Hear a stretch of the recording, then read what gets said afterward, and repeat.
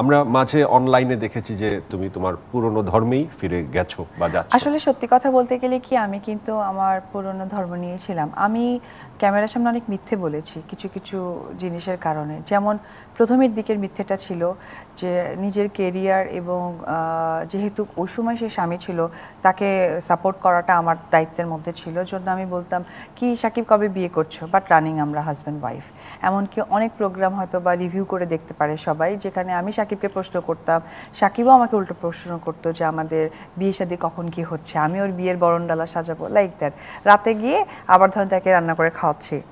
আবার আমার ছেলেকে নিয়ে যখন বের হয়েছি তখনই তো সবাই জানলেন যে আমি বিবাহিত, দ্যাট মিনস আমি একজন মুসলিম ধর্মাবলম্বী ছেলেকে বিয়ে করার কারণে আমি মুসলমান। কিন্তু আমি বিয়ের পর থেকেই আমি হিন্দু, কারণ হিন্দুর থেকে মুসলিম হওয়ার যে প্রক্রিয়াধীন কাজগুলো হয় সেগুলো একটাও তারা করেননি। তো আমি মুসলিম ধর্মে এসে আমি হিন্দুতে ব্যাক করেছি তা না, আমার বিয়ে হয়েছিল। তোমার প্রয়োজনে দর্শককে মিথ্যে বলেছো মাঝে, সেটা আমার ছেলের জন্য। কেন মিথ্যে বলেছি, যেহেতু আমার বাচ্চা হয়ে গেছে, সাকিবকে আমি বিয়ে করেছি, সে একজন মুসলিম, সেই জায়গা থেকে ভেবেছি যে সংসারটা ঠিকঠাক থাকুক, যেমনটা আমি বিয়েটাকে আড়াল করেছিলাম। কিন্তু সময়ের সাথে সাথে যেমন আমি বিয়েটা প্রকাশ করেছি, তুমি চেয়েছিলে সংসার ঠিকঠাক থাকুক, এখন তুমি চাচ্ছ বাচ্চা ঠিকঠাক ভাবে বাচ্চা মানুষ। তার চেয়ে বড় কথা হচ্ছে যে বেলা শেষে আমি একটা সময় ভুলে গেছি আমিও মানুষ, আমাকে মরতে হবে।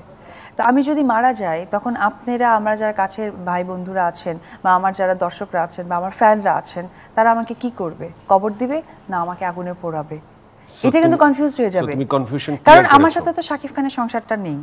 তো আমাকে তো আমার সত্যটা এখন বলতে হবে। যেমন আমি যখন বাচ্চা পেটে নিয়েও ঘুরেছি, আপনারা কেউ জানেন না, সবাই বলতেন অপু উধাও, আমার রানিং কাজ থেকে চলে গেছে অপু উধাও, বাট জানতে পারলেন একটা সময়ের ব্যবধানে ও আচ্ছা অপু উধাও ছিল না, অপু বেবি হয়েছে তাই উধাও। তোমার ছেলের প্রতি তার পিতার দায়িত্ব বা অধিকার, সেই জায়গাতে তুমি কি?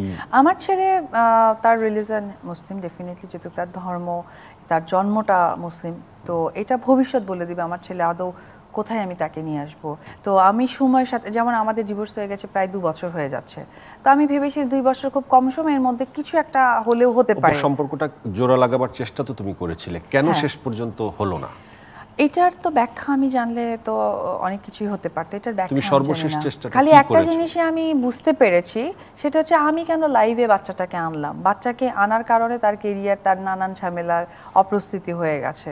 তো ভাইয়া বেলা শেষে আমি একটা নায়িকা বটে নয়, আমি একটা মাও, এবং এটা আমার সবচেয়ে স্ট্রং ক্যারিয়ার, আমি একজন মা। মিডিয়া নিয়ে কি প্ল্যান তোমার? নায়িকা জীবন সামনের দিকে কি হচ্ছে? আমি লাস্ট একটা সিনেমা শেষ করলাম, শ্বশুরবাড়ি জিন্দাবাদ 2। এখন দেখার বিষয় যে দর্শক এটাকে কিভাবে নেবে, কারণ আমার তো লাইক সাকিবের সাথে কাজ করার পর, মানে আমার যে হিরোর সাথে কাজ করতাম, তারপরে তো লং টাইম গ্যাপের পর একটু পারিবারিক ঝামেলা। আজ থেকে 10 বছর আগে তুমি কি ভেবেছিলে যে জীবনটা এরকমই হবে, নাকি অন্য কোনো জীবনের স্বপ্ন দেখেছিলে?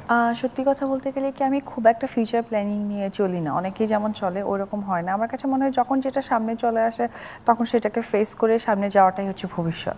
নতুন জেনারেশনের নায়িকাদেরকে প্রেম নিয়ে কোনো সাজেশন তুমি দিতে চাও? এটা যার যার ব্যক্তিগত ব্যাপার, কে তার স্টাইলটাকে কিভাবে লিড করবে, প্রেম করে না বেশি বেশি কাজ করে বা কিসে মনোযোগী হয়ে, এটা তাদের ব্যক্তিগত ব্যাপার। বাট একজন আর্টিস্ট হিসেবে এটুকু বলতে পারি যে যে কাজটি তারা মানে করতে চাচ্ছে সেটা যেন খুব প্রপারলি করে। তোমার মা তোমার সাথেই আছেন। হ্যাঁ। তোমার মা তোমাকে গত 3 বছরে সবচেয়ে বেশি কি গালি দিয়েছে? বকা কি বলে দিয়েছে তোমাকে? শয়তান। মা বলেছে তুমি শয়তান, তুমি কি বলছো তুমি শয়তান না?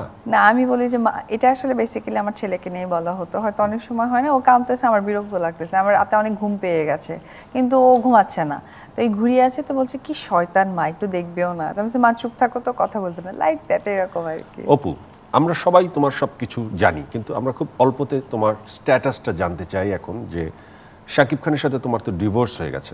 হ্যাঁ, হয়ে গেছে। সো ওই সম্পর্ক নিয়ে আর কোনো কথা বাড়ানোর কোনো সুযোগ নেই?